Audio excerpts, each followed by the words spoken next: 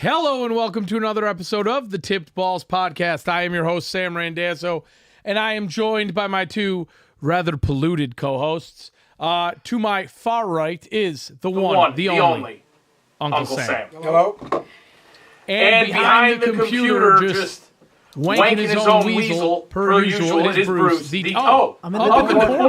Up in the corner, it is Bruce, the tugboat.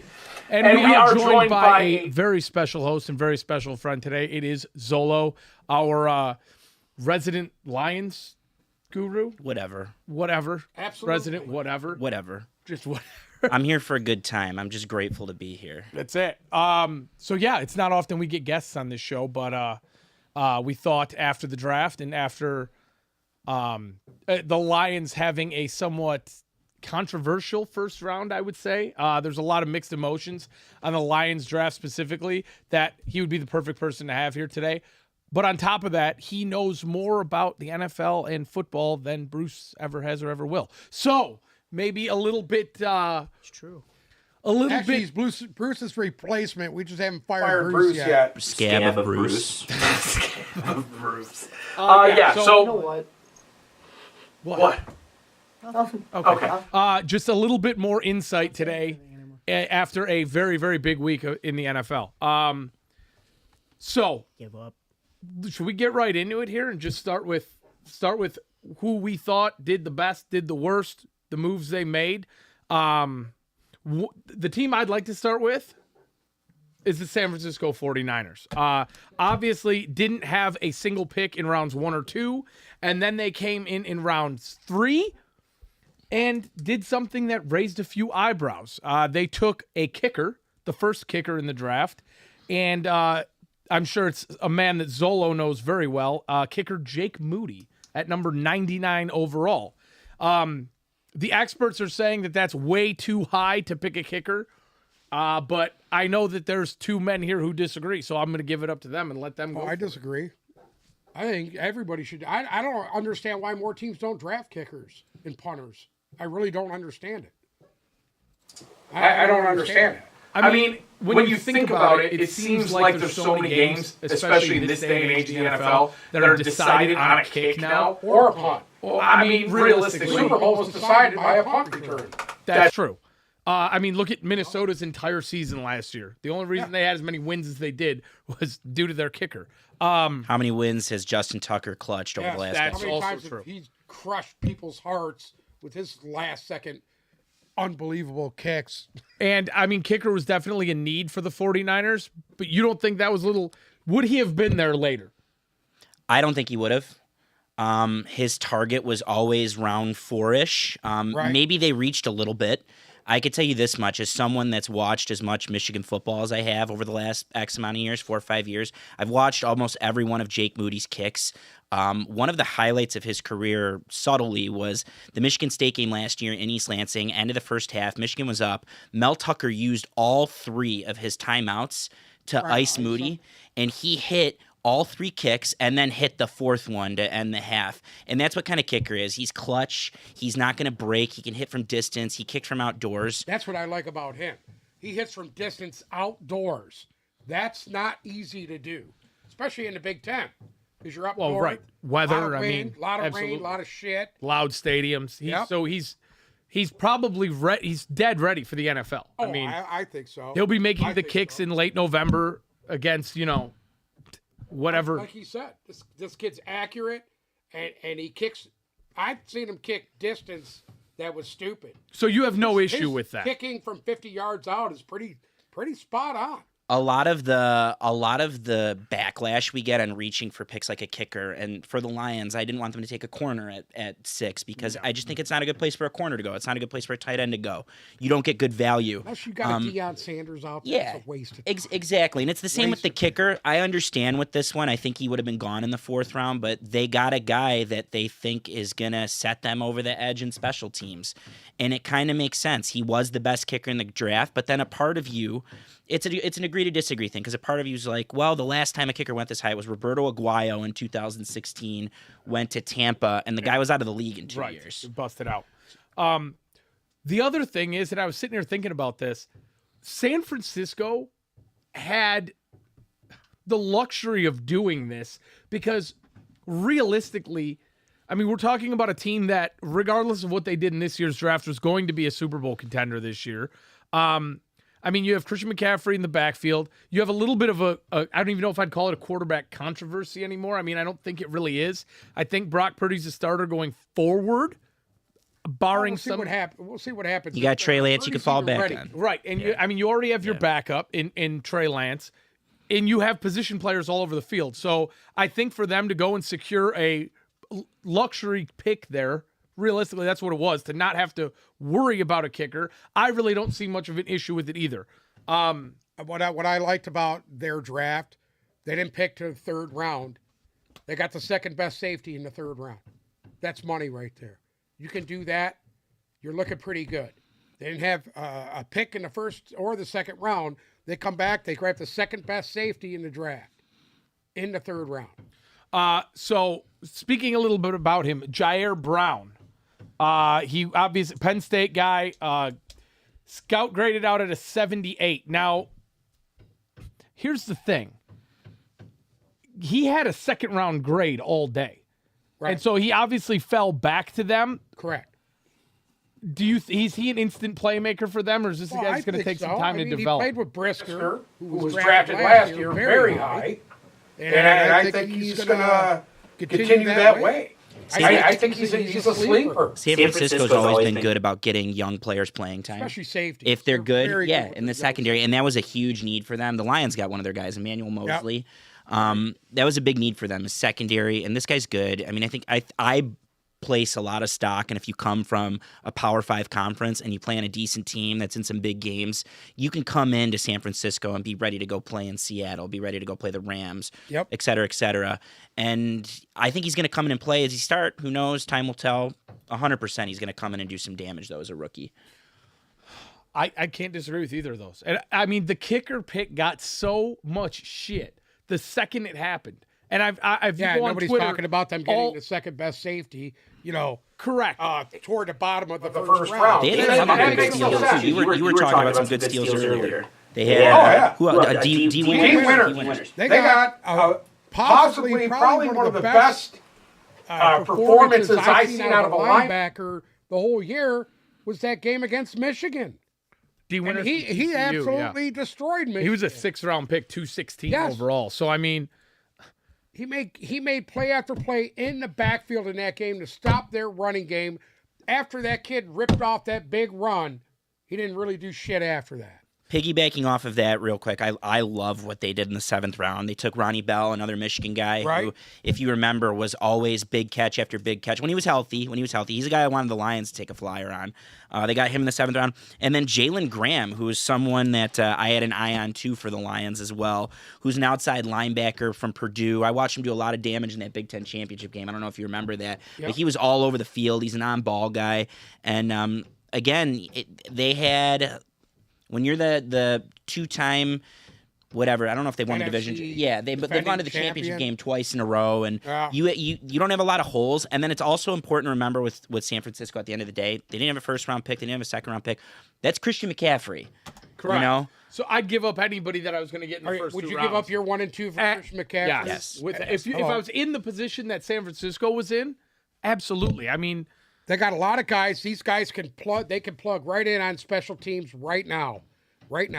And you're going to have some other guys that are going to be generating more money here real soon within the next year or 2. The window, that cap window gets tricky. They can plug these guys in and can just keep reloading every year because that's basically what they do. So I think overall, a lot of people had a problem with San Francisco's draft. I didn't. No, I don't have. I thought, I mean, it's all about the position that your team is in, and I think they were in a position to do exactly what they did, and they executed on it rather well. Now, I want to talk about a team that's kind of rebuilding, but trying to make it look like they're not in a way. I mean, they got Michael Thomas back. They, instead of going for the young QB, they took Derek Carr. And that's the New Orleans Saints. It was kind of an interesting draft. Now, the guy they took at 29 overall, we spoke about on the show a lot last week. We were both a big fan of him. I had him going to New Orleans in my in my mock draft on draft night, and that's Brian Breesy. Probably not as good as Jalen Carter, but I think he was definitely a first-round talent. For me, I liked him. He's just coming off of the ACL injury. You were a fan of him as well. Yes. Yeah. I think he had some off the field stuff that was going on with him that he had to kind of Do you know what it is? It's Go crazy. ahead. He had a crazy year.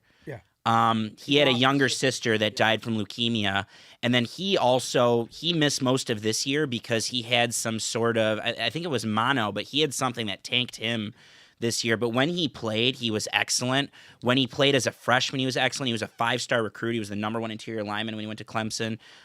When he plays and when he's on the field, he's a dog. Yes. I think I agree with that 1,000% because he was one of the guys that I watched a lot of tape on before we did our mock drafts last week, and I loved him. I mean, you want to talk about a guy with a high motor, and ultimately New Orleans needed help because, I mean, realistically, outside of Cameron Jordan, they don't have that many playmakers up front. They lost Marcus Davenport, Correct. so they needed somebody to come in and join a rotation. And I think their second pick there in round 2, Foskey out of Notre Dame, the big, long, 6'7" defensive end, that's the perfect thing. They could plug him in right away. They could plug both of those guys in right away, put them all through a rotation. They're going to be tough. They're going to be tougher than people think. Their defense is actually good to begin with. This was a lower ranked draft. If you look at a lot of what the pundits have been saying, this draft wasn't that great. I think this is one of the top 10 drafts. Just looking at it, there's a lot of sexy picks in here. Obviously, We Brian love Brees, sexy picks. he was one of the best interior linemen in a draft that was really thin there. Isaiah Foskey, a lot of people had going at the end of the first round. Right. Battle test at Notre Dame. The one I love I have two that I actually love for them. Kendre Miller, the running back from TCU. It's a that kid's a beast. Again, another guy that ripped Michigan apart, looked excellent while doing it. And on top of that, they're on the verge of losing, potentially for a year with a suspension. They're on the verge of losing Alvin Kamara. And this guy does what Kamara does. He's a slasher. Right. He could do things in between the tackles. He could catch balls. He's great after the catch. He's exactly what they need in the event that they lose him. And then they turn around and grab Jake Haener there from Fresno. So Jake Haener's mentor, like him. Do you know who his mentor has been over the last couple of years? No, I don't. Derek Carr. And there he gets to sit behind the guy who set the precedent for him at Fresno State, who he wasn't seen as a second coming. They're different quarterbacks, but Jake Haener gets to play behind him now. They already know each other. Derek Carr drafted him on draft day. I love it. And then in the 6th round there, I've been looking at A.T. Perry for about a month now because he checked off a need for the Lions, and he's 6'4". I wanted a guy that was 6'2" or 6'3". Big body. 6'4", fast, high RAS score, very athletic. I don't know how he made it to round 6, but damn, that's a good situation. 26 touchdowns in the last 2 years. Hugely productive. Good value well, in the 6th overall, round. I thought New Orleans did pretty well. That's a great draft. I don't know how it's as low ranked as it is because I think they got a lot of contributors on that draft. If you look at Jake Haener, comp wise, if you want to take an NFL comp for him, in size and mechanics, if you watch the guy play, he looks a lot like Drew Brees, which is always something cute. That's real cute if you could use Derek Carr for a few years and then have his heir apparent. I watched him play in that championship game, Haener, and he was pretty spot on, man. I was really impressed with him. Mm-hmm.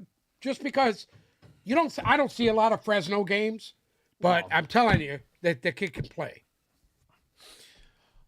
Moving on.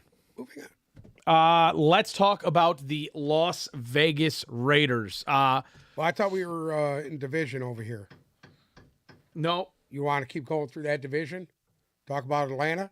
No, I want to talk about the Raiders. All right. Let's talk about the Las Vegas Raiders. Okay, so we'll talk about. Sorry, but this is what's next up for me. So you're gonna have to jump. Go ahead. The Raiders. Now, the Raiders for me and you. Last year we had this team. I had them winning their division. Okay. Obviously, that you had them finishing, I believe, in 2nd, right behind Kansas City. Obviously, this didn't happen. We thought it was going to be the division to change time last year. Well, I figured once Derek Carr got a weapon, a real weapon, because it's been years since he's had one, that they would be a lot better than what they were, and it just all kind of fell apart. Was last year I would Josh blame McDaniels coaching the on first year? that. Was it? Yeah. Was last year's first year, or was it Nathaniel Hackett last year, No, last year was or whoever it was? What's his name's first year there? Was it? Okay. New England. Yeah. I'm Josh Derek- McDaniels. Josh McDaniels. So I had last a year was moment Josh there. McDaniels last year. Got it. Sorry, I didn't Correct. interrupt you. It was McDaniels. You know, they got Derek Carr, the weapon that he wanted, that he played with in college, and it just seemed like they could not put it together. Listen, I mean, They could not put four solid quarters together. when you had my man up there crying on fucking stage after that one, I think they played. Did they lose to Denver once? They might have. I think it was They lost early to a on, couple of early teams. on. Correct. And he was up there crying on stage. You knew something wasn't right there. So obviously, Josh McDaniels gets his guy now. You get Jimmy Garoppolo in there. We have mixed opinions on what's going to happen with that, but that's neither here nor there. Train wreck. The Raiders kind of surprised me. Because if you looked at this, it was supposed to be, I mean, pretty much Witherspoon across the board. I'm looking at what And what they've done. Tyree Wilson is really nice, but they said he had some foot issues, and I think a lot of teams steered away from them because of that. If Tyree Wilson plays up to his potential, and essentially you got him on one side and you've got Max Crosby on the other, And you still have anyways, if you have Tyree Wilson on one side and Max what I'm Crosby trying to on the say other, is who's the guy they got from the Cardinals? Fuck. Oh, Chandler Jones. They still got Chandler Jones is there too. So you listen got to me, this Chandler young guy. Jones is about as old as you are. So Yeah, but let's you got this young guy who could come in on a rotationary thing and learn how to be a. he's the 7th Pro. overall pick. Yeah, he's but he's not gonna coming come in and on a learn how to be rotation. he's not going to start over Jones. I bet you he does. I don't see it. I could see he's going to take don't- Chandler Jones's job. Chandler Jones is 36 years old. But he's still effective. I He also mean, had 5 that's- sacks okay, in one game last year. Let's be real. He's not. He's the He consistency's single-handedly not there destroyed. anymore. What's his name? The little dude from the Cardinals. Kyler Murray. Yes. Dude, come I on got today. that It's right. I Kyler cannot Murray. remember anybody's Jesus name. Christ. What's that? Anyways, What was that? the little I dude. not remember anybody's name. I don't know. All I'm remembering now is how bad that hairline is at 23. Poor meniscus. Uh-huh. That's all I have to know. If you're drafting a guy at 7, he's starting for you. I'm sorry, he's got to. Bat Okay. straight Uncle what Sam, happened. piggybacking off what you said. First things first. Let me get this out of the way. I love what they did in the top half of their draft. Right. Day 1 and 2. I thought they did great. I think a lot of teams were scared about Tyree Wilson's foot. He had a slightly bad medical. I think that probably would have scared the Lions away because he was exactly what they needed. Big, lengthy defensive lineman. And on top of that, I agree, but I think that what they went through last year in them first 7 weeks with not having Jamison a Williams. full roster is the reason why they did not pull the trigger. Maybe, and obviously it scared off other teams. It wasn't just the Lions that were scared, and they couldn't take a risk on. And when we get to the Lions, I will unload. I promise I will get to all that. They couldn't take a risk on a guy with a bad medical, Right. and that's what happened there. They've done it too. Otherwise, this guy is a Dan Campbell guy. He plugs in everywhere on the field. That's what I love about him. He could play 3-tech. He can on pass rushing downs. You could slide him over with Crosby and Chandler Jones. This is why he's going to get ample playing time there. You could slide him over, and he's going to go kill the quarterback if you want him to. Round 2, some people had Michael Mayer as a top 20 pick. He slipped to them. I think they traded up to get him, if I remember correctly.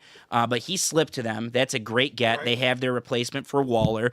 And then again, he's just a big guy, a big tackle playing tight end. Yeah, he is. he's not a. This is the reason if you want to know why the Lions passed on Michael That Mayer. was going to be my next thing, is because everybody thought Mayer was going to be the sure pick for them. They needed a pass catching tight end. He's not. He was the best blocking tight end in the draft. He's very good. You said that last Which week. I thought Dan Campbell wants to run the football, wants to do that, and then he turns around and he takes a pass catching tight end. I mean, Hold on. We'll get to Laporta.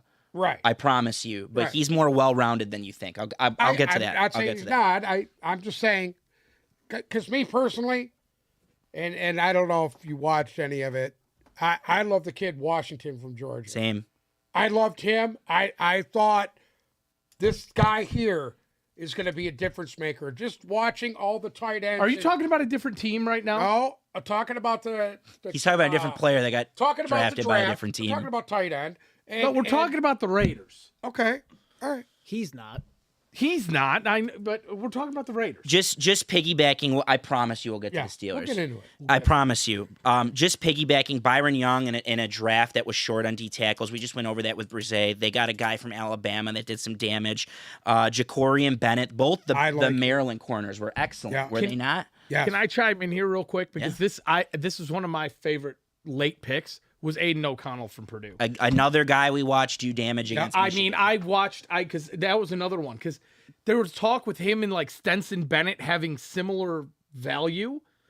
But realistically, if you put Aiden O'Connell on that Georgia team, I think he's doing the same things as Stenson Bennett did. If not more. Yeah. He's supremely talented, and I thought that was good value in the fourth. I watched a lot of Purdue in the second half of their season just because I knew they were in it the entire time. Right. And the damage, his first half against Michigan was a Rembrandt. He was hitting every throw. I mean, of course, his receivers were getting open, but he was excellent. And again, another battle-tested guy. And if he sits behind the right person, I don't know if Jimmy G is the right person. If he sits behind the right person, who knows? That's a good situation for him to stumble into. I liked that pick a lot. Shall we move on? Let's talk about the team you wanted to talk about a second ago. Let's talk about the Atlanta Falcons. Okay. Now,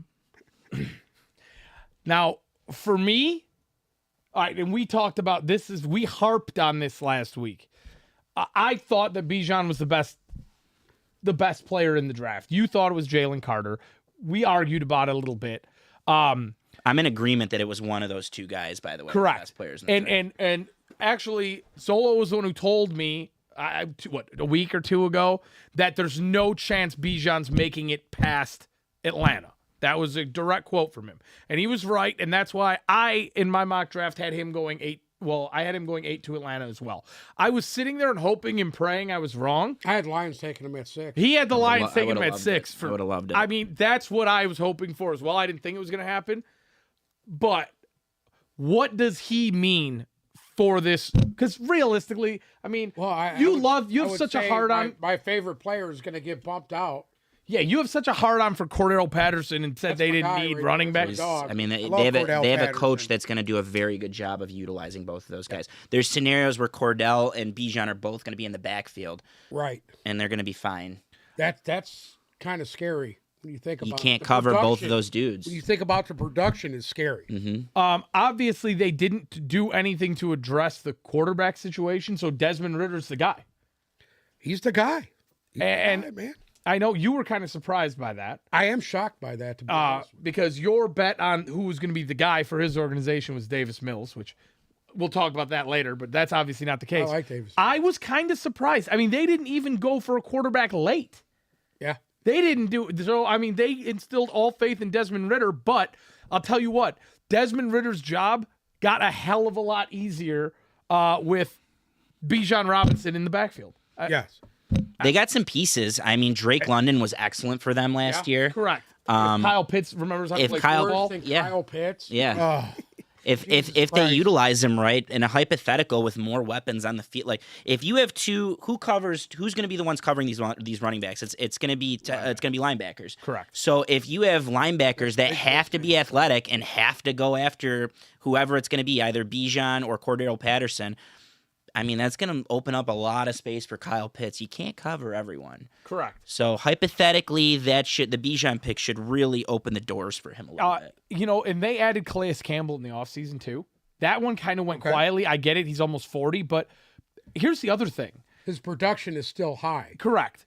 But here's the other thing. That division, it's wide open. It's doo-doo. Wide open. It's doo-doo. It's going to be, you have Bryce Young and a Carolina team that you don't really know what's going to happen with yet. I don't know. I think they could be the front runners, but you're going on your roll call right now, and I'll say it at the end why you're exactly right. Tampa, I think, is going to be a fucking shit show. Last place. Tampa's going to win. I think Tampa's a 3 or 4 game winner. New Orleans has all the potential to win this division, but for some reason, between having a lot of guys who are just guaranteed injuries. You don't know what's going to happen with Kamara.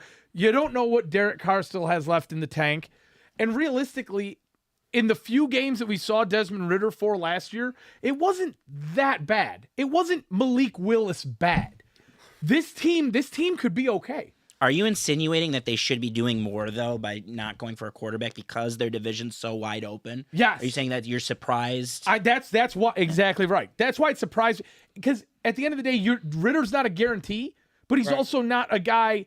He's not a guy that I would forego having another option for, but he's also not a bum. But Like, Malik Willis is a bum. Listen, they drafted 2 guards in this draft.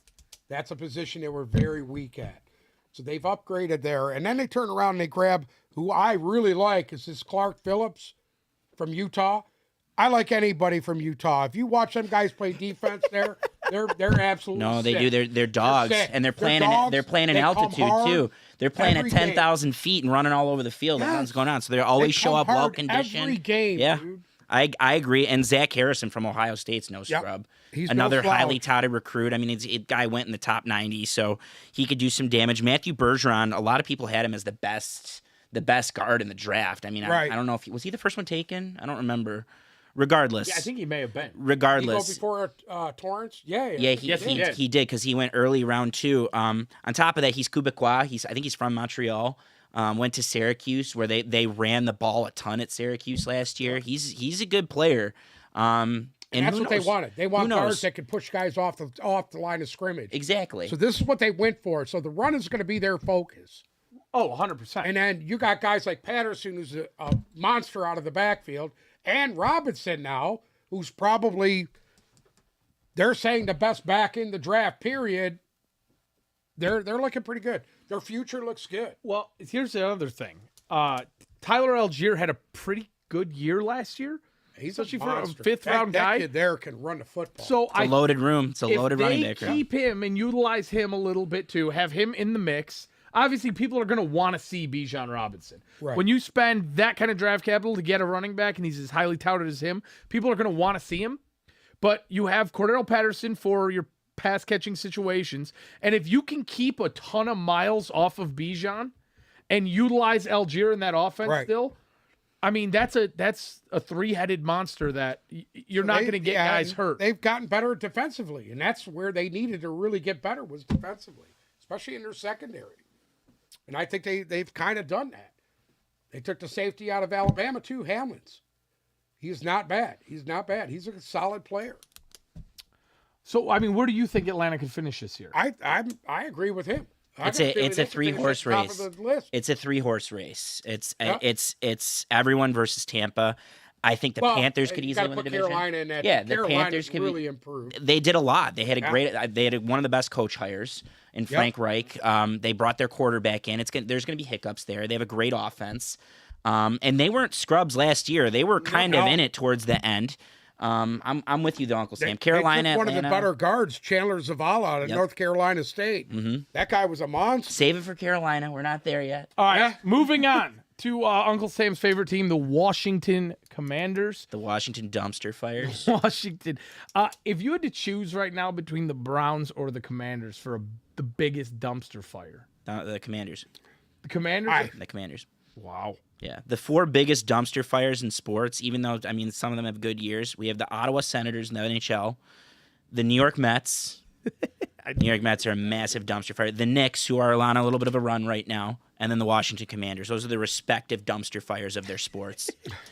And I thought the Commanders draft went accordingly, but go ahead. I want to say Uncle Sam. Outside Stromberg and maybe Martin, I like Emmanuel Forbes. I like what they did I like him. Okay. And like I said, outside the center Stromberg, I wasn't hell bent with what they've done. I love Emmanuel Forbes. I loved watching his tape. I loved reading about him. Realistically, I feel like when you're in as bad a shape as Washington is right now, I mean, yes, cornerback was a need, but I don't know if. Here's the thing: they're going into the season with Sam Howell and Jacoby Brissett. Yeah.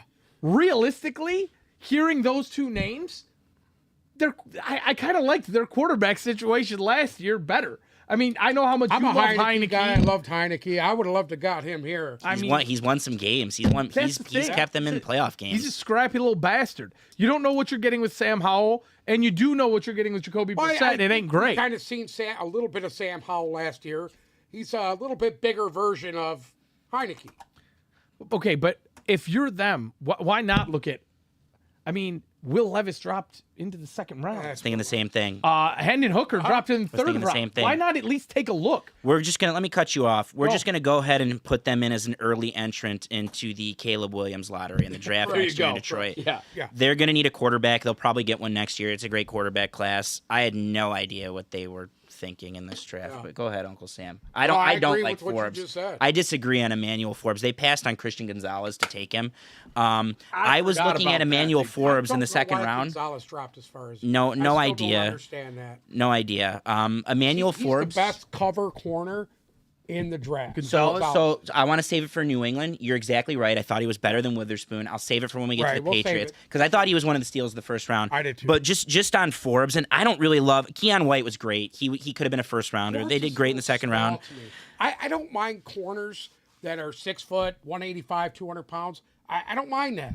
But when you're 160 pounds, Yeah, so that's why I didn't want the Lions to take that a flyer scares on me. him. You're going to put a 6 foot tall, 160 pound guy up against a monster like Metcalf. He has the frame. He has the speed, and he has the ball skills for the prototypical NFL corner. The reason why I didn't want the Lions to go for him is because, and he would have been a great option for them in round 2, pending who was there. 166 pounds is not big. He needs 2 years at least in the NFL's training and all their protocols and eating protocols just to add 20 pounds to that frame, just to get him in the ballpark to where he's not getting thrown around. A lot of receivers in that division are going to just feast on him. Yeah. A.J. Brown is going to throw him off on the line. Yeah. So what is he going to do when he's got to come up and actually go up against guys that are big body guys? Well, I mean, That's that's where he's gonna AJ be in Brown. trouble. I mean, yeah, he's going to eat against those CeeDee Lamb. AJ Brown. I mean, yeah, that's, yeah. Whoa. I know. I AJ agree Brown with is you. a fucking beast. He's lucky he's got the speed. I think they liked him for the speed again. I think so, too. They passed on What some do you really think, good Bruce? players. Are you awake? I think you're Wake fucking- up. I think you're Look fucking at everybody. losing. Look at that You're little screwed. box in the corner of your screen. How many times did you get? You Jesus said AJ Christ. Brown like 3 times. You said AJ I threw Brown. in there once. We were at a solid combined twice. It's okay though. 3's a crowd. You guys aren't used to 3, so That's true. That's it. There's going to be a lot of repeating. All right, moving on from the dumpster fire to another dumpster fire. Tampa Bay Buccaneers. Oh God. Okay, their first round pick, I talked about him again last week on the show. I liked Kancey. I really did. Again, I look at Tampa Bay needs a little bit of everything. Devin White might be out the door now. Let's be real. There's a lot of guys there that are getting older. Their offensive line looked like it was going to be okay last year. Got banged up. Kind of got decimated. We don't really know where Chris Godwin's whereabouts are going to be going into this year. This is a team that needed a little bit of everything. But, I mean, again, this kind of brings me back to the same question that I asked last time. We're going in with Baker and Kyle Trask. Okay.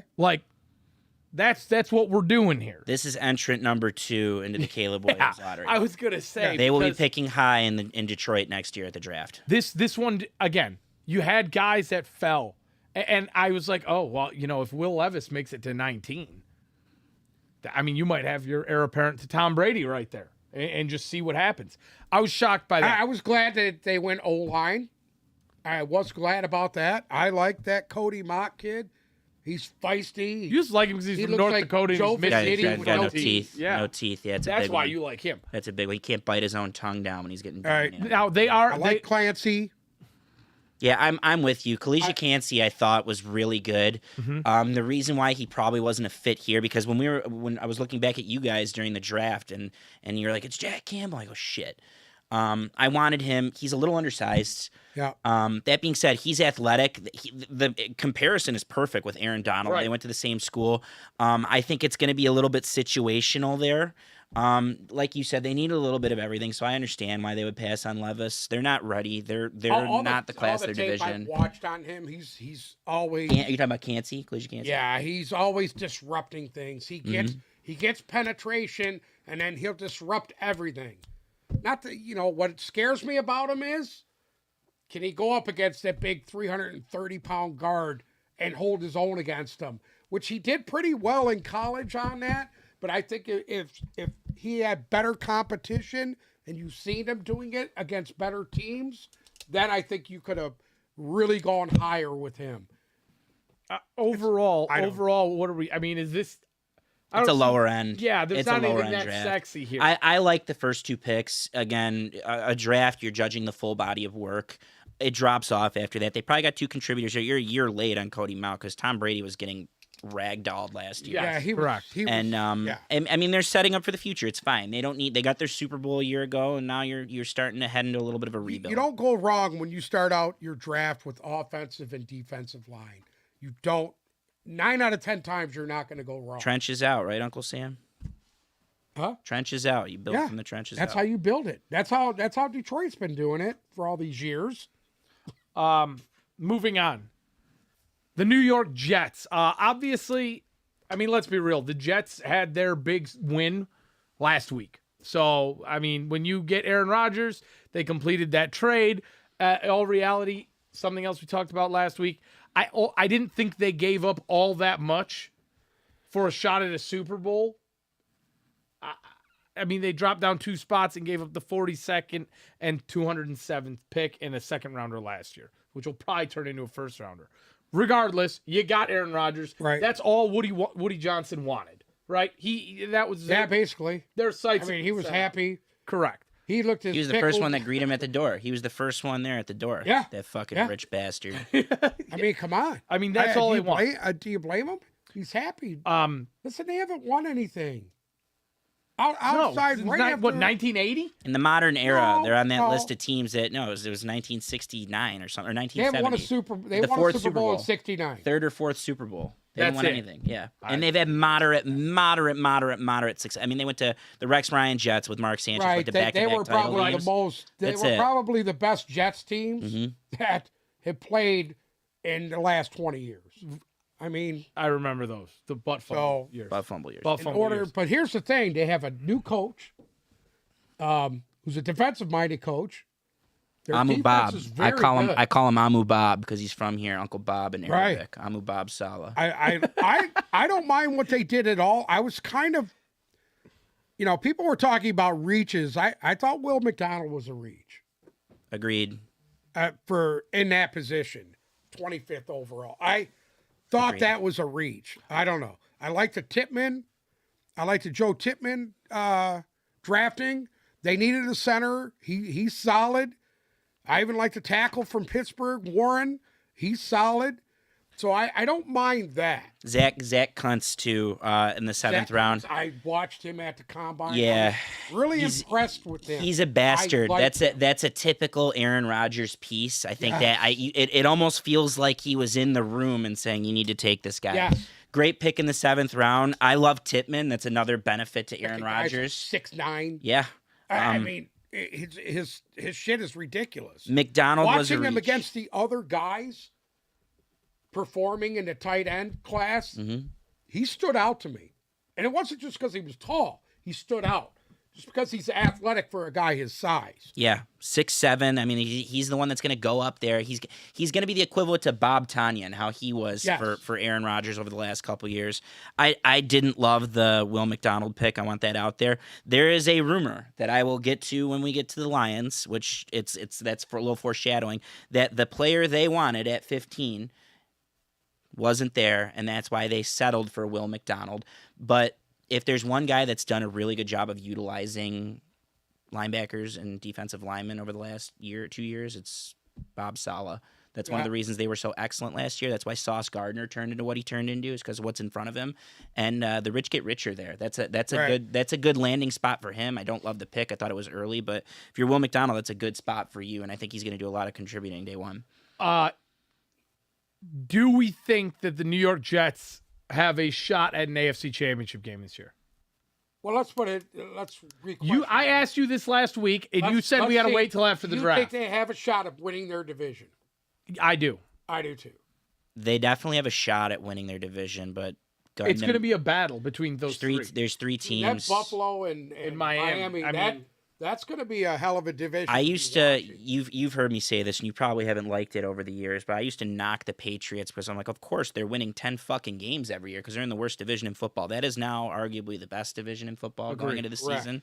This is what we thought about the Chiefs, Don't let anybody Chargers. sleep on the Patriots either. Yeah, you can't. They'll As much be as serviceable. Dysfunction as you're seeing, They'll be serviceable, 100%. correct. As much as dysfunction as you're seeing out of them right now, don't fall asleep on them. I fell asleep. Don't fall asleep You on want them. to I'm make telling make man. that? You want to make the 2 years in a row on the Patriots Okay, over under all bet? right. Actually, Matt And Patricia's what gone, were you so saying was a big honestly- need for them? Let's talk about New England. What was a big need for New No, England? no, no. We're going in order here. Can we? What? There's science behind this here. Okay. All right, we got to keep everyone Go ahead. intrigued. All right, we're going to get to the big ones, and we're going to argue about the big ones. All right. Because that was just, all that was foreshadowing, and for me and you to have a full heated battle about what the New England Patriots did. I'm going in to their put up a draft. plastic screen so I don't get spit on when that Well, you know what happens. it is? Somebody's just a bandwagoner and they Anyway. jump ship. Minnesota. So let's be real here. We have we talked about Minnesota a lot last week. Now, we think out of all the teams that were in the playoff picture last year, you're going to see a lot of regression out of Minnesota. That's what I think, at least.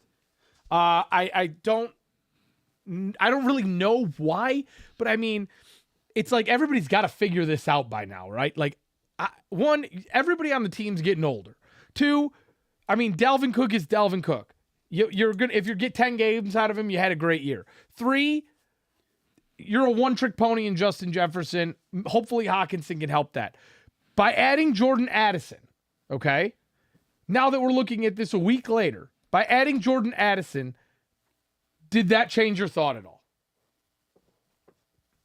They had to do something. They lost I mean, Thielen in the free agency. realistically, if you're going to replace Adam Thielen with Jordan Addison, I don't really have I an have issue a problem with with that. No, it doesn't. It doesn't move the needle for me. It doesn't. No. Okay. See, I'm kind of right there with you. I definitely think that was a must add.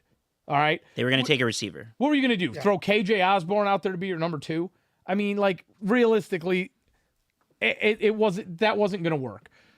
I mean, picking that late, if I was them, they wound up taking corner in the third, but I would think if they were picking that late in that first round, I think corner would have been a better option for them because they really struggled in their secondary. I'll be Their honest. secondary was as bad as the Lions. Correct. They needed to do something. They needed to make a splash here, in my opinion. They needed to try and figure out a way to make a splash, and they didn't really do that.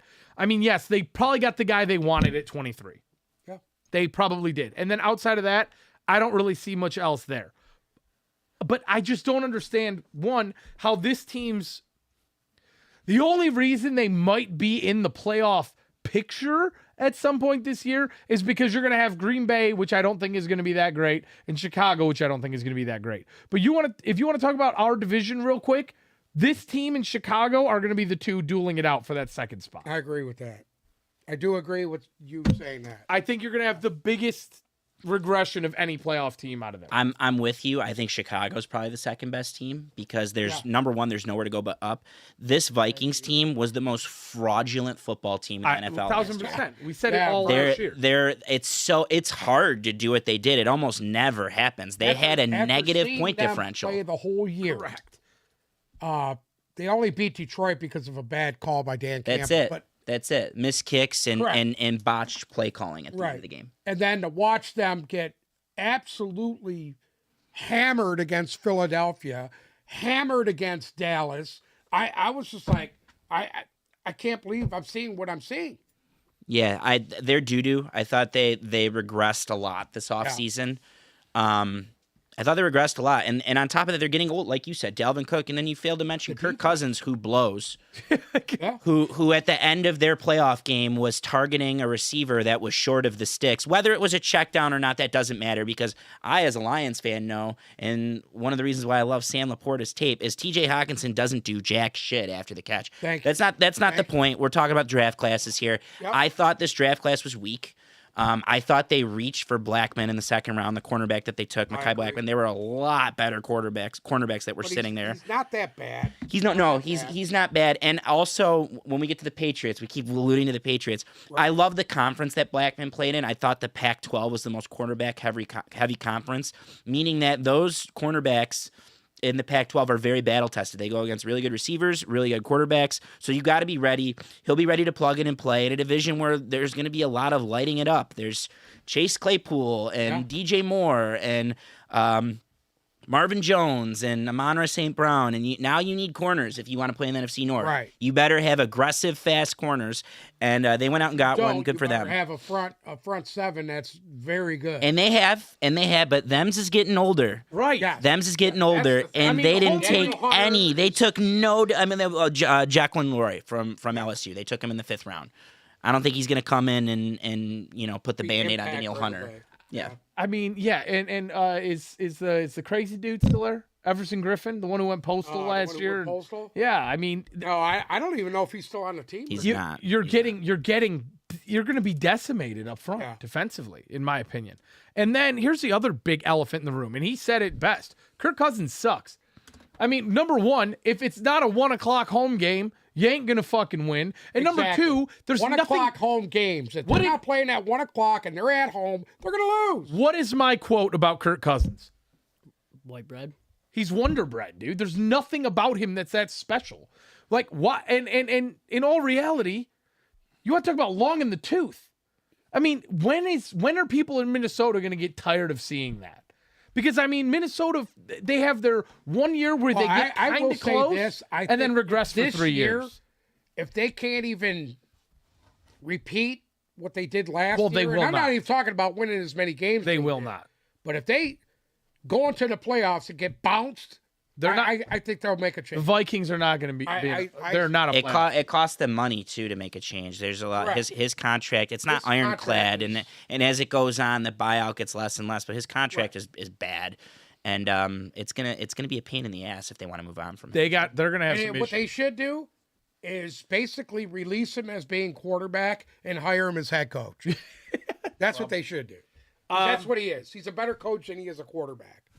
Moving on, the Miami Dolphins. So, obviously, they lost their first-round pick due to tampering with Tom Brady. Well, that figures. There you go. That's a real benefit to Bill Belichick there. Now, they only had 4 picks in this draft. I mean, anything in there that you see that was interesting, not interesting, game-changing? I got one. Go.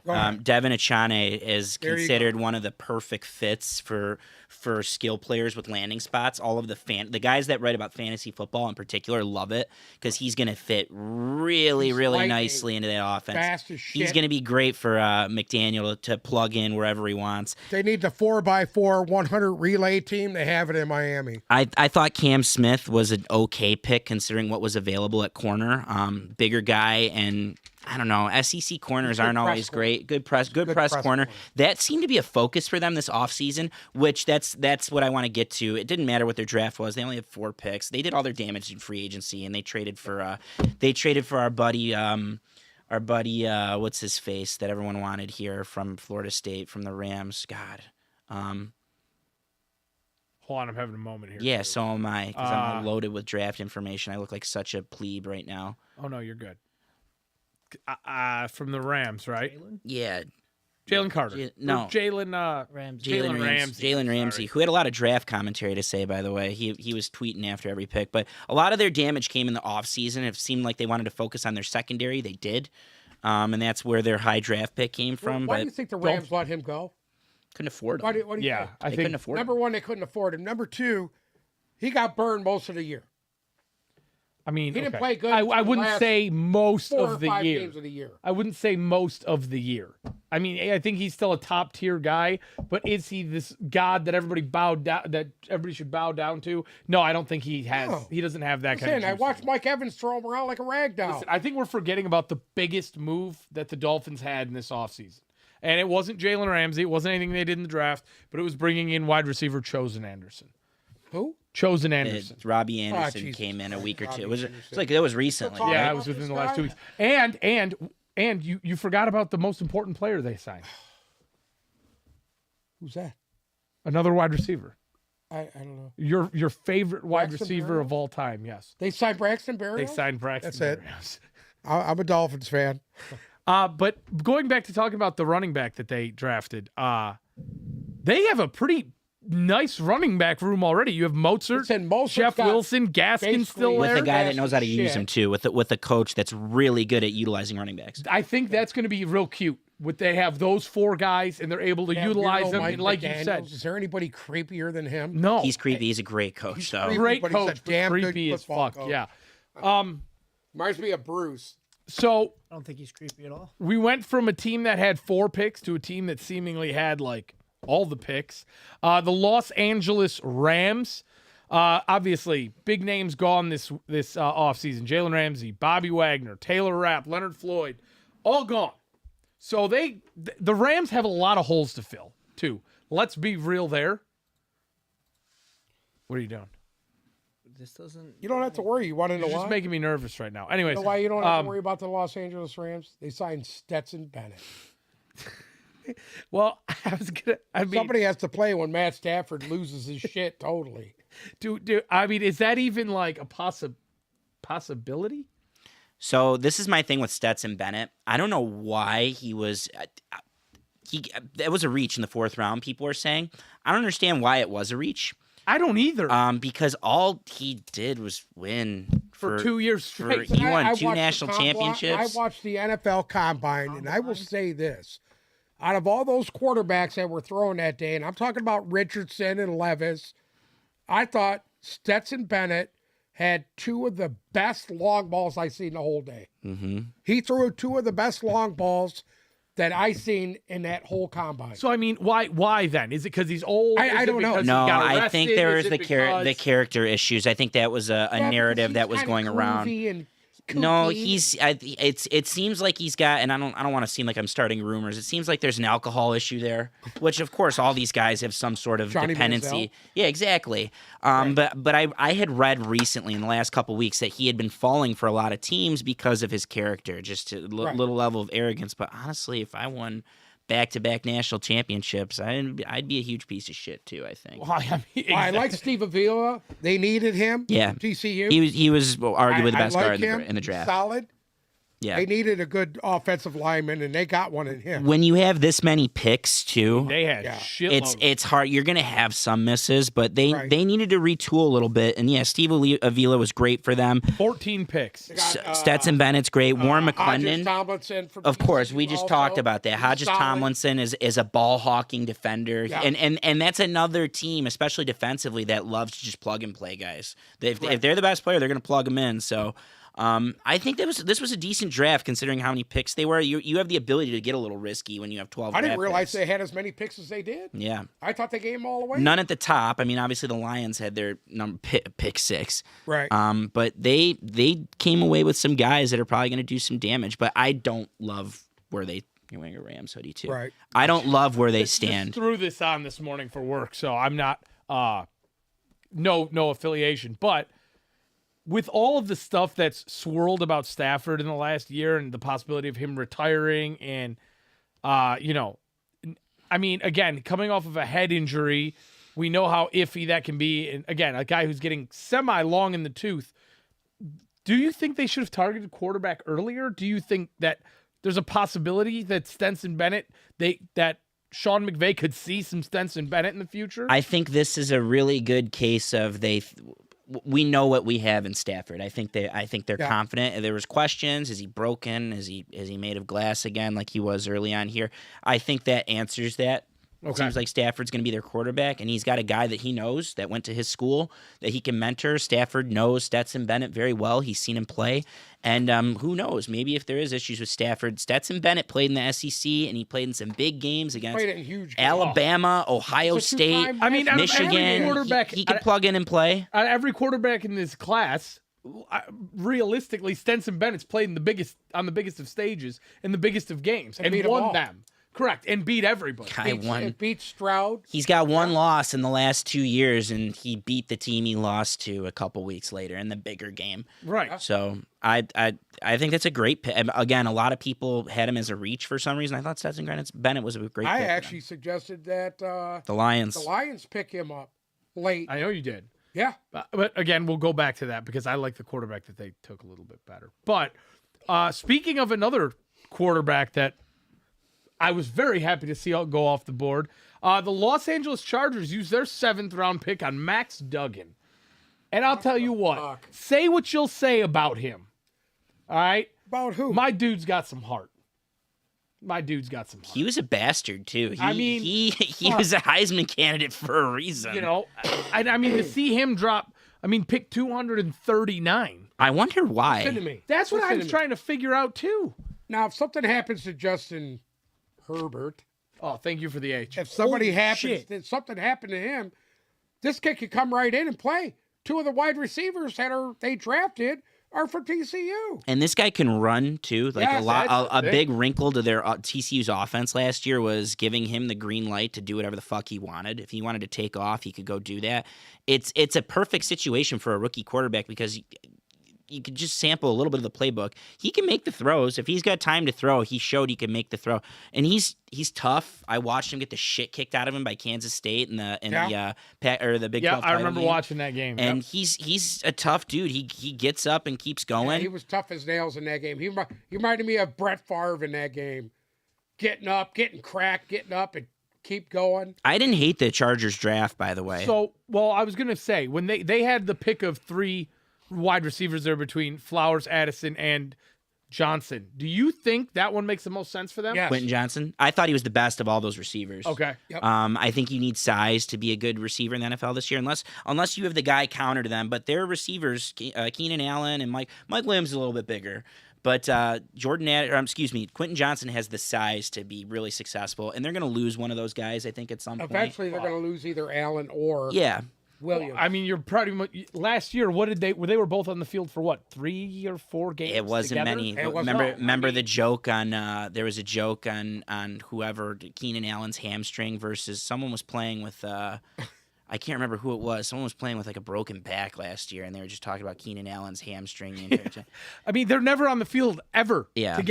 ever. And that's a So, detriment for correct. Herbert. Herbert a great quarterback. He needs all those weapons on the field to Absolutely. succeed.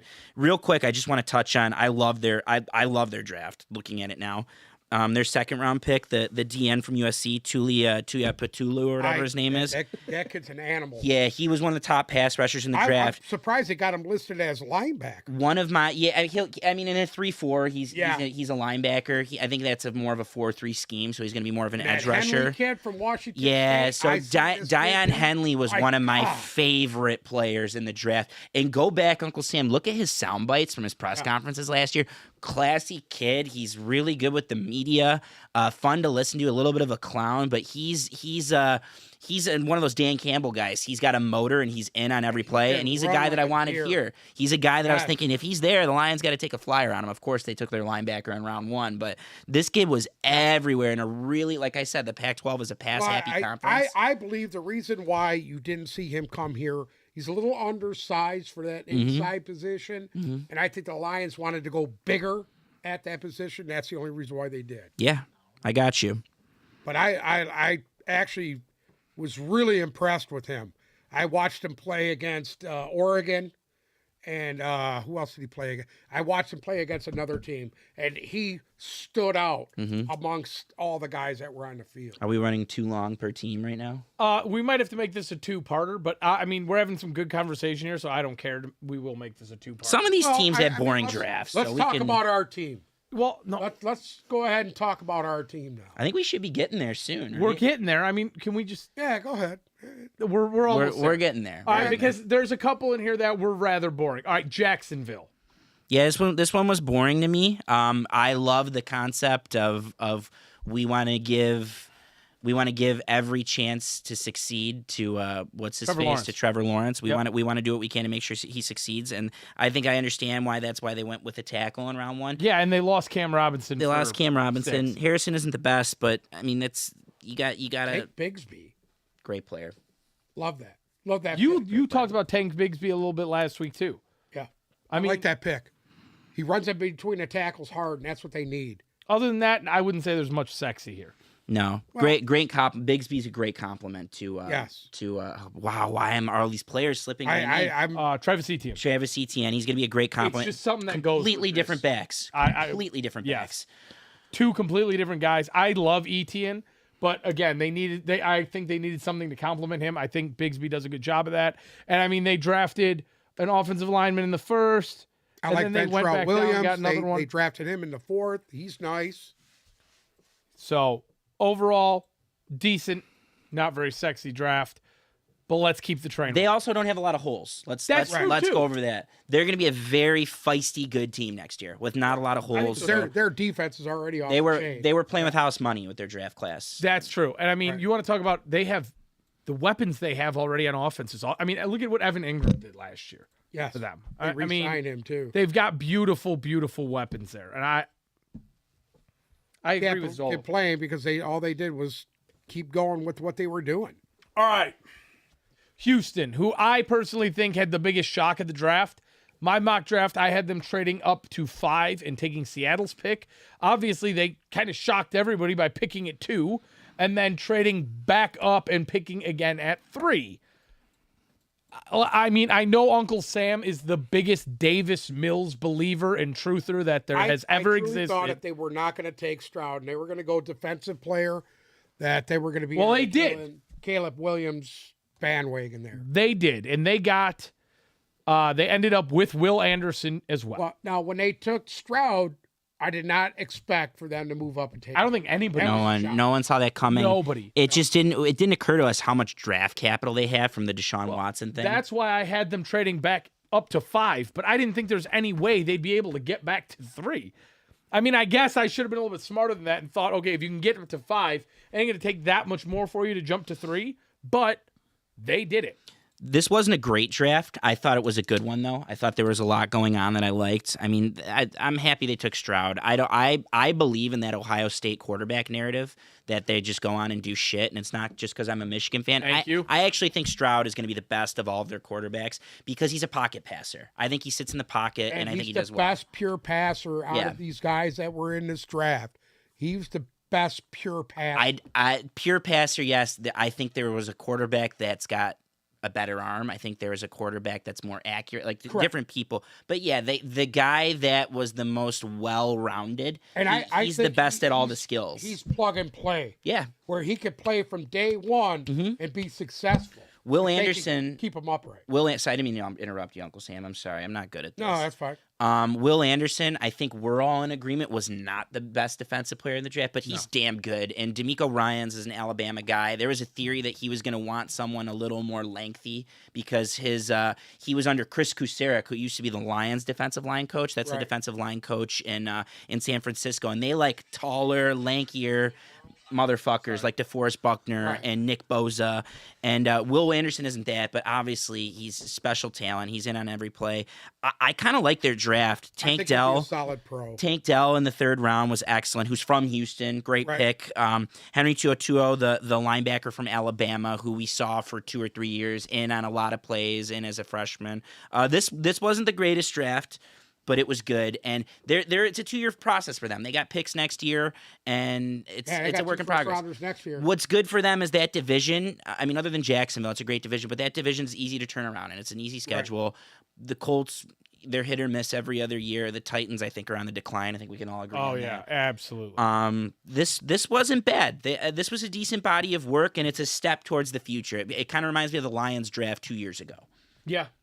I can't disagree with you there. I mean, obviously, on paper, they got 2 of the top 10 guys in this Speak, draft. Bruce. You can open your mouth. Yeah, well, what I was going to say is you don't have to apologize to him because if you don't interrupt him, he'll just keep going. So it's probably a good thing. Noted.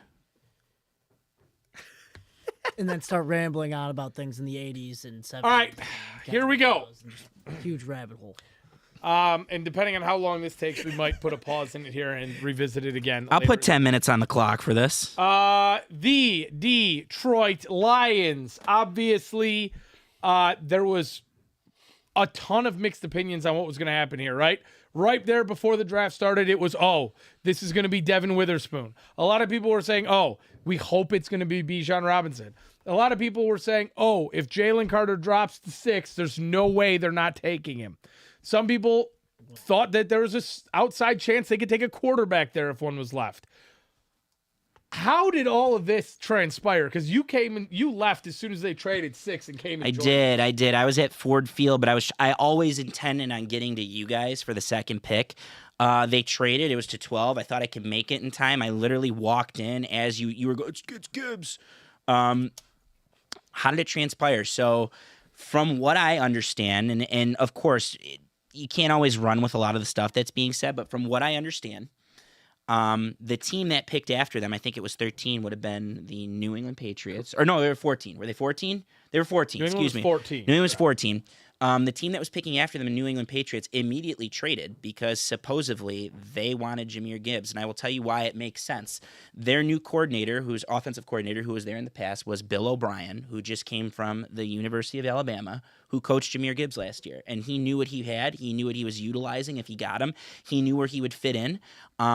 In terms of the reach, I don't want to call it a reach anymore now that all the dust is settled, but I will say there were players that were sitting there that I wanted more. I'm sure it was the same for you guys. Yep. It wasn't a reach, though, because the Jets were also very interested, which is why they went with Will McDonald. The Lions had a theme with this draft. It was, fuck your best available. We want our guys. We need guys, but the definition of our guys, though, was you're going to come in here and you're going to fucking play. These are guys that are going to, you're going to work, but these are guys that are going to be on the field day one. Jahmyr Gibbs is a guy that can line up in the backfield with David Montgomery. Jahmyr Gibbs is going to be the guy that makes you forget all about the fact that Jameson Williams isn't going to be there for 6 games because he's a wide receiver. Was he the best running back in the draft? No. He was the best pass-catching wide receiver, or running back in the draft, excuse me. He was the best pass-catching wide receiver in the draft. And he's going to line up in the slot, and he's going to be a mismatch for people. And they have a plan. They have a coordinator that's really good at this stuff. And Ben Johnson's going to have a plan for him. I think he can run through the tackles up there. He'll be able to slash through the tackles. What I liked about him, watching him on tape, I didn't see that much of him outside of coming out of the backfield to catch passes. I didn't see him lining up all over the field. And I had discussed this with a guy that I work with, and Omar. Shout out to Omar. But I did see this out of him. When he gets through that initial line of scrimmage, his Nobody's second catching gear him. is ridiculous. Nobody's catching. And a theme, people are, are you better off with Montgomery and Gibbs over what you had last year in Williams and Yes. The That's answer's the fucking movie, yes. yes. The answer's yes, because they have felt for years with this offensive line that they are leaving a lot of yards on the table. And Swift is great. I love Swift. He was a great player. Remember, Staley used to lose his mind because Swift would try to bounce everything outside. Yeah. Instead of cutting up inside where he's getting the blocks to pop them free, he didn't want to do it. Well, I think that's one of the reasons why they became infatuated with David Montgomery and wanted him here, was because they wanted someone who's going to line up and pound the ball in between the tackles. And that's the biggest difference between David Montgomery and DeAndre Swift. In my opinion, for the amount of production that you got out of Swift last year, David Montgomery can fill that hole. So the more and more I thought about this, Jahmyr Gibbs is kind of like playing with house money. It was cherry on top shit. It was a bonus. I hated it when it happened. Same. I fucking hated it when it happened. I was like, what the? Go back and watch it. It's on YouTube. It took a day for the dust to settle. Yes, and then I went and I watched a lot of shit on Gibbs. I read up about him, and the more and more I read about it, the more and more I was okay with that pick. Yes, especially after because I saw a lot of the shit with New England wanted him too. And guess what? If New England's going to take a running back in the first round, there's a fucking reason why. He's a game changer. And I agree with everything you said. The second gear on him is incredible.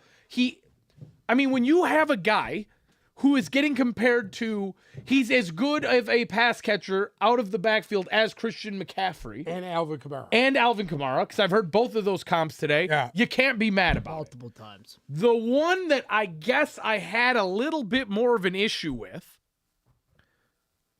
was the Jack Campbell pick at 18. Jack Campbell would not have been there at 48. They got 34 for the trading back. He would have not have been there at 40. It seems like he would have been gone somewhere between 20 and 30. Yes. It seems like, I and agree. this is Jack Campbell brings up that bigger picture question. We're sitting there for months, like this has been going on for years because the draft is our Super Bowl here in Detroit. I'm pulling my meat out and I'm going, oh yeah, look at these mocks. Mel Kiper's got this guy going here. So I'm running simulators too. The problem is we're programmed to think like, well, in this mock draft, Jack Campbell's going in the second round. So we're programmed to think a different way about these guys. These teams have these guys all over the place on the board, all over the place. It just so happened that our team had Jack Campbell going a little bit in this range. And do I agree with it? No, same drill. I thought there were guys that I would have wanted a little more there. But again, Jack Campbell made them obsessed with him. He blew them away in the draft process. He blew them away in his visit. He blew them away at the combine. He's a guy that is going to be on the field that first series. He's going to be, and there's a really good quote for him. I can't remember where I saw it. I saw it on Twitter this weekend, but there's a really good quote for him during the process. He goes, I kind of love the concept of being the guy with the green dot on his helmet. And for those that don't know, if you have the green dot on your helmet, it means you're the captain of the defense. You're the one with the microphone in their ear that's talking to the D coordinator, and you're the one that's calling the plays out. You're the captain on the field. Everyone's looking at you. And he said, I kind of like being the guy with the green dot on his helmet because if there's a mistake, I understand it better, number one. Number two, I want to be the one that's held accountable, and I want to be the one that's in front of the coach getting dip spit in his face that knows what's going on because I want to be that person that's in charge of everything. And Jack Campbell's going to be that guy. I'll leave you guys with this before we get to I want to hear what you have to say about Jack Campbell in particular, Uncle Sam. But they haven't replaced DeAndre Levy, who was the stud, who was like a defensive MVP candidate and was an all-pro in 2014 when they had their best defense in my lifetime. Till he got hurt Or whatever. He had a parasite or something like that. Regardless, they haven't replaced DeAndre Levy, and that's an essential part. I mean, it's not the most important part of an NFL defense, but that's an essential part of an NFL defense as a middle linebacker. And the team, up until last year, they had this thing where they would get beat by one position. You're in fantasy, you're trying to stream this certain position. This guy who's a nobody is going against the Lions today. He might have 3 fucking touchdowns. What position is that?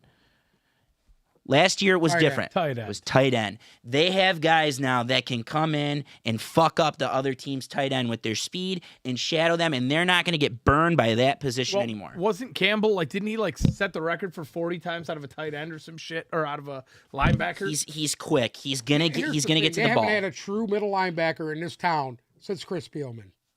Guess who drafted him? That's bottom line. Guess who drafted Jack Campbell the other day? Know who did it? Chris Spielman. Yeah. They haven't had a middle linebacker here since Chris Spielman. Were you born yet? I don't think Bruce, so. were you born yet? You were still in Anthony's bag. Spielman was good enough. Spielman was good enough to make a town full of Michigan fans love Ohio State. One player, Chris Spielman. I won the race, though. Okay. Now, you made me feel a little bit better about it. All right, you made me feel a little bit better about it because you're right. If they drafted that solely out of need and said, listen, we're on the clock here, we had the same philosophy that you guys just had. It's been decades since we've had a true to the rocks great middle linebacker. Then if that's the position you wanted and that's your guy, and from everything that I've heard about him, he is the ultimate Dan Campbell guy, then you can't knock it. Let's hope it works out. Likes that they share the same last name. The next thing that kind of threw me off here was, as we talked about earlier, if people thought Michael Mayer was the best tight end in the draft, and he was sitting there when you took a different tight end at 34. I beg to differ on the Michael Mayer thing. It was this way. Darnell Washington. You and I are with Darnell Washington, right? I'm a Washington guy. Yeah. I wanted him. Here's the process that sold me on Washington. I'm watching the combine. I know it sounds stupid to even bring up the combine. I get it. But I'm watching these guys. So I'm watching all these guys hit the sled. And the sled is more of keeping yourself balanced than it is trying to flip it over. Because the higher you push on the sled, it doesn't go anywhere. It just goes straight up in the air. You got to keep it level to actually push it. So all these guys are getting up there. They're pushing that thing maybe a yard or two. And I mean, that's how fucking bad it was. Washington got up there and put that thing 7 yards deep. And then he still made an absurd circus catch later on. Stupid one-handed catch at the sideline on a bad throw. And I'm like, what the fuck? You know, I'm watching this guy single-handedly show all these guys how to run block. And I'm thinking, all right, he's 6'7", 260, 270. Put him on the fucking end of the line. You got a third tackle. So tight ends are sorted into, there's 2 different groups of tight ends now in the NFL. And then there's the middle. Right. The Lions got the guy in the middle in Sam Laporta. Now the 2 different groups are the pass catching tight ends, which would be the first round guys would be Dalton Kincaid. Oh yeah. And then what we were just talking about, the guys that could blow you off the fucking line and destroy whoever's in front of them, which are the pass blocking tight ends or the blocking tight ends, which in the number 1 case would have been Michael Mayer. He was the best blocking tight end who the Lions passed on. And then there was the best pass catching tight end who they couldn't get. Now they passed on Michael Mayer because I think they feel, especially once they traded Hawkinson, they have really good pass blocking tight ends. Zylstra's excellent.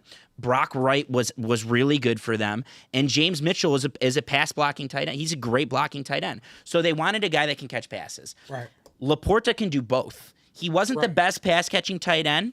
He wasn't the best blocking tight end, but he can do both. He was considered the most well-rounded of the tight ends of the draft. He's going to come in there and do both. And again, this is another guy that's going to come on the field, and he's going to play day one. There's not going to be a learning curve for him. Right. He's going to come in and play. There's going to be packages for him. He's going to fit on the field. Actually, what I like about him the most, what he does after he catches the ball. Yep. There were so many. Credit. He just said Bruce, I didn't hear it, but that's I'm sorry, exactly Bruce, I right. couldn't hear you. It's the high talk. Well, no, he's talking and you're all the way over Okay. there. So that's exactly right. And we were oversold on 2 things when they made the huge fucking mistake of drafting Hawkinson. You never draft a tight end in the first 20 picks. I'm looking at the camera right now. Don't draft a tight end in the first 20 picks. Yeah. Don't. Do Is that on our no draft in the top? Yeah, unless you got a Kincaid, somebody who's just a catching beast. Who went to a great spot at a great pick, by the way. We'll get to that. You don't do that. And what Bruce said, when we were sold TJ Hawkinson, like, oh, he does this, he's the best tight end in the draft. If you go back and watch his packages, and I'm talking at Iowa, and we're oversold on Iowa tight ends, by the way. I think the Lions got a good one, but I also don't buy that narrative because really only one of them in the NFL is elite, and that's Kittle. But if you go back and look at the packages, the highlight packages of Hawkinson, he doesn't do shit after the catch in college or the pros, and we were way oversold on him as a blocker. If you look at the highlight, for shit as a blocker, because he wasn't. That's my opinion. He was another wide receiver on the field, they were trying to call and he him made the Baby catches. Gronk. He made the catches. Hawkinson made a lot of big catches. He didn't make them all. He dropped a lot, and he's still dropping a lot in Minnesota. But he did nothing after the catch. Another guy that they're going to plug in. That's a theme with their athletic guys. It's the same with Gibbs, and it's the same with Laporta. Those are guys that come in and they do damage after the catch. And again, the Lions had a goal. There was a design for what they were looking for, which brings us to Brian Branch, who's another guy that's going to play. This for me was one of the steals of the draft. Overall, not just for Detroit, but overall. Brian Branch was one of the steals of the draft for me. I thought he was a lock to go to Tampa Bay at 19. Everything I had read about him, Tampa Bay loved the guy. He had all the intangibles that they needed to replace there. I was shocked to see him fall out of the first. I mean, I said that as soon as we got towards the end of our broadcast on Thursday night. I was shocked to see him still on the board. And then when the Lions had 34, I was like, if Branch is there, you got to take this guy. And then they ended up waiting a whole other pick and got him at 45. Yeah. I absolutely love him. I think he is... Realistically, I think he was probably the best safety in the draft. He was the best safety in the draft. And you got him at 45. Mm-hmm. I now that he plays a lot bigger than he is. That's the one thing I liked about him. He really forces that play. If they can play him at the line of scrimmage, best thing they could do. Which they will. Best thing they could do. Which they will. He'll be blitzing quarterbacks left and right. I want to see that because that's where he excels. He's kind of a natural pass rusher as a defensive back, and I love them kind of guys. The kid that used to do that for the Ravens, Ladarius Webb, was the same way. You remember that? He played there a lot. Shout Ravens, shout out Carl. Huh? shout out Carl. Shout out Carl G. Okay. No, but I just Okay. that's what I see him Still as. talking? Okay. That's what I see him as if they could utilize him the right way. Now, the next thing we need to talk about from the Lions, there's a lot to dissect here, actually. The number 68th pick was Tennessee quarterback Hendon Hooker. I don't know. It wouldn't be Detroit without a hooker in this town. I don't. He's excited. He's excited. I think the team's excited. Well- okay, the value. I think you're getting the fucking value there. So for every person that was flipping out, oh, you reached on Campbell, you reached on Gibbs on day one, they came back on day two and got guys that they got great value for. Because Correct. that's how it works. If you're reaching for people, then there's going to be good people. Branch and Hooker, I mean, that was two of the best value picks in the draft, in my opinion. And if you look at day two best value picks, if you pull up any article, both of those guys were on almost every article on day two value picks, steals, fits, whatever. Both of those guys were on that list. And the Lions got them both. And You look- everybody's you got making a something to big say deal about about the Hooker. age. I don't think in this day and age, because he's only a few years younger than Goff. It's better. 3 years younger than Goff. It's better, if anything, Yeah. because you're going to get a guy on a rookie contract that's got a brain. And the things that Hooker brings to the table, had he not torn his ACL, number one, he was a Heisman candidate. If they go undefeated, if they beat Right. Georgia, he wins the Heisman and maybe goes on to win a national They championship. beat Alabama. They beat Alabama. He's the reason they beat Alabama. Correct. He outdueled the number one quarterback in the draft. Of course, he had some help. Jalen Hyatt was great that game. I think he had 5 touchdowns, if I remember correctly. But the things he brings to the table, is he the most well-rounded? No. He was considered the most accurate arm in the draft, and he was also considered the least liability. Like, he wasn't a liability. He doesn't turn the ball over. His TDs to turnover ratio is insane. He can also run. Ben Johnson's got to be just like this in a coma right now, just waiting for Hendon Hooker to come out. Because if he gets a crack at Hendon Hooker being his quarterback one day, you got a guy that can do anything you ask of him. Right. Anything you ask him. He's going to be able to make the throws. And I think it's good because he can come in. He's hurt, so he's not going to play. We already know that. He's back soon, though. But- He's back soon. What the best thing is, he's going to learn how to be a pro from Jared Goff. Now, you can say a lot of things about Jared Goff. He's a consummate pro.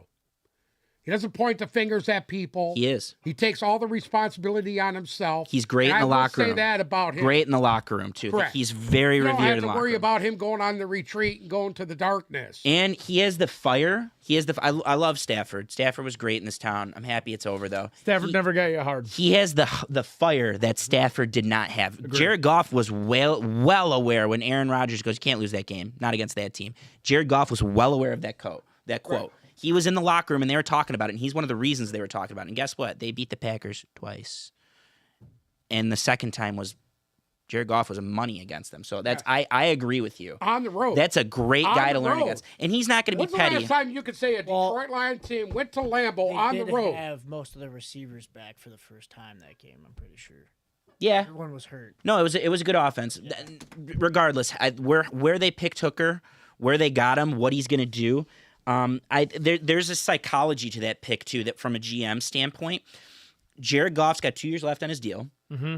Next year, 2024, none of his money is guaranteed. Correct. So in a hypothetical, I'm not going to get. I like Hooker. I like the player. I'm not going to get too worked up about him. I'll say 2 things though. Number one, his floor is NFL backup. He's going to come in. He can't bounce back from the injury, which we've already seen him throw since the injury, and he looks good. He's going to come in. He doesn't bounce back from the injury, and he's just a guy that's going to be there to be a placeholder. He's still your best backup since Sean Hill, which was almost 10 years ago. Okay, number one. Number two, his ceiling is Jalen Hurts. Right. If everything goes according to plan, he's as good as And he actually, is. I'll say this about Hooker. I think he throws the ball better than Hurts did. At this point, for sure.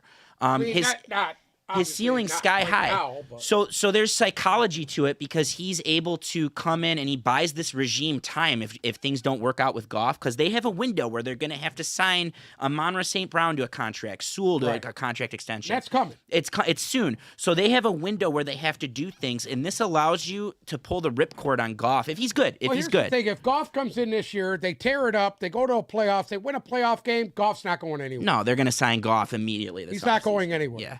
And you have a capable guy behind him. which in this day and age, Huge. if you don't have that, it could cost you a Super Bowl. Huge. Just like the 49ers found out. Yeah. Well, they did. He was capable. He was semi-capable. He did what they needed him to do. But whenever, who was Hurts behind? Was he behind Carson Wentz, or who was Jalen Hurts behind before he got the job? Behind Mayfield.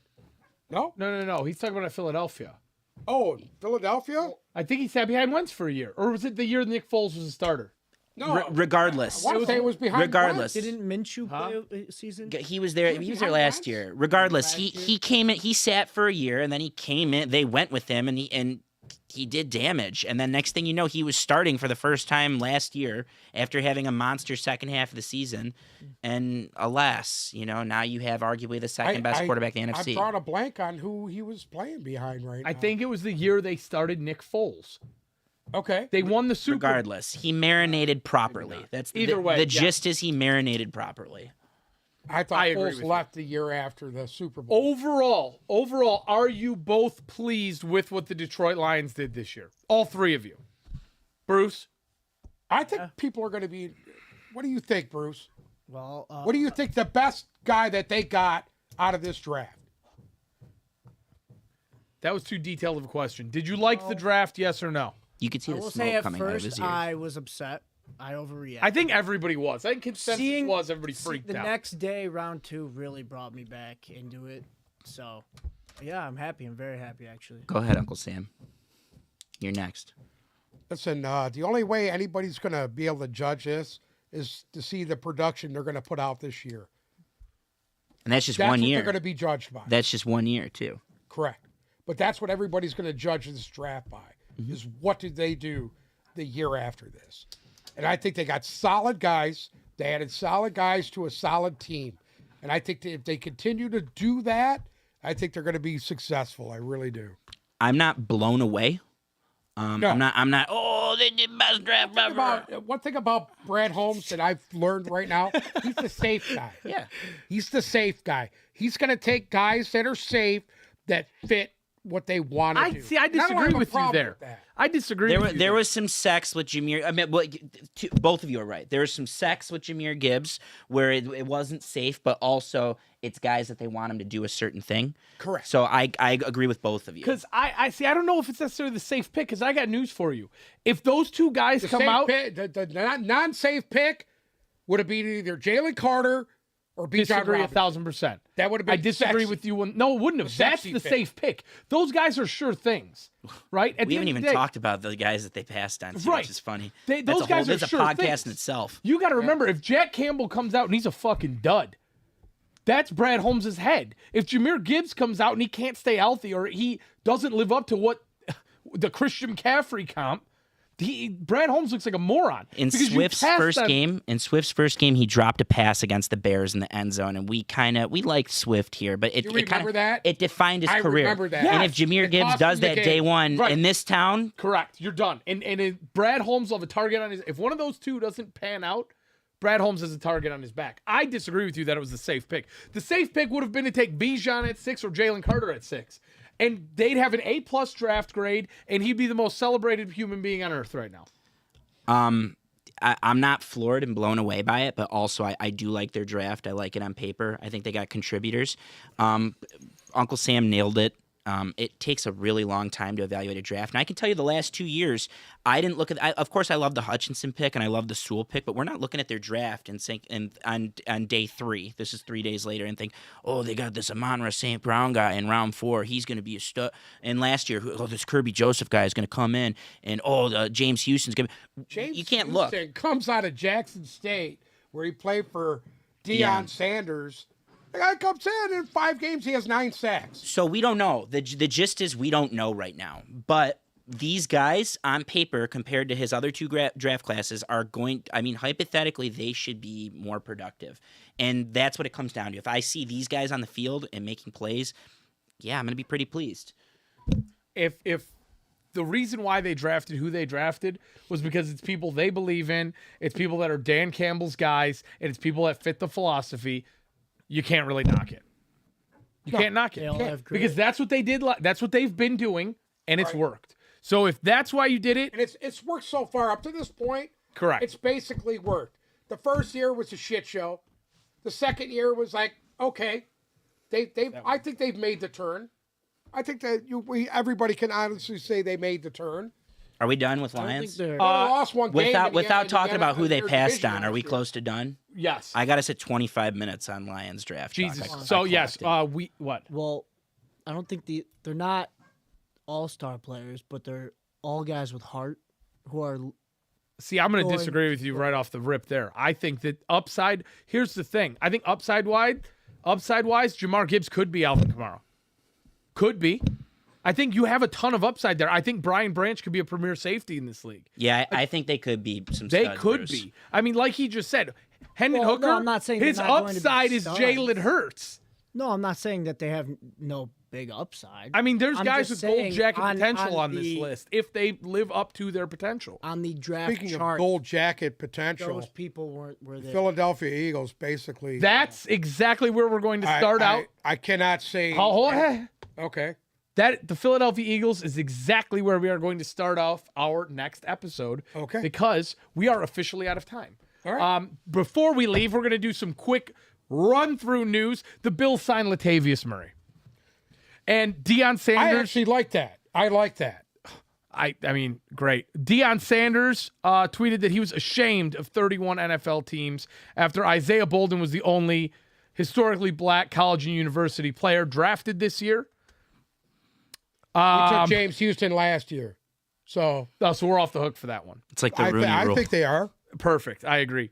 And Patrick Queen, Ravens did not pick up his 5th year, and the Packers are undecided on whether they're going to pick up Jordan Love's. So that one's interesting and doesn't make any sense. think they're waiting to see Incentivize what him he to play. does. Incentivizes him to play. Incentivizes him to play. So we're going to talk more about all of those things on Wednesday, Thursday. We'll get back to you on the exact day, but it's either going to be Wednesday or Thursday, and we will go through the other, I don't know how many teams we made it through, but we're going to go through the rest of the draft and give our opinions on it. But I would like to thank you guys so much for listening to another episode of the Tip Balls Good Podcast. having you. Sorry for interrupting you, Uncle Sam. Oh, that's okay. He needs to be interrupted sometimes. This is actually great. Make sure you follow our socials, Instagram and Twitter at Tipballs, TikTok at Tipballs Podcast. Now that Bruce has to talk even less than he did before. I'm just glad we ain't got somebody that's high. Go ahead. Even now that Bruce has to do way less talking than I'm he here. did before, we're going to choke him out and make sure he posts TikToks. So thank you guys so much for listening. You will hear from us later in the week.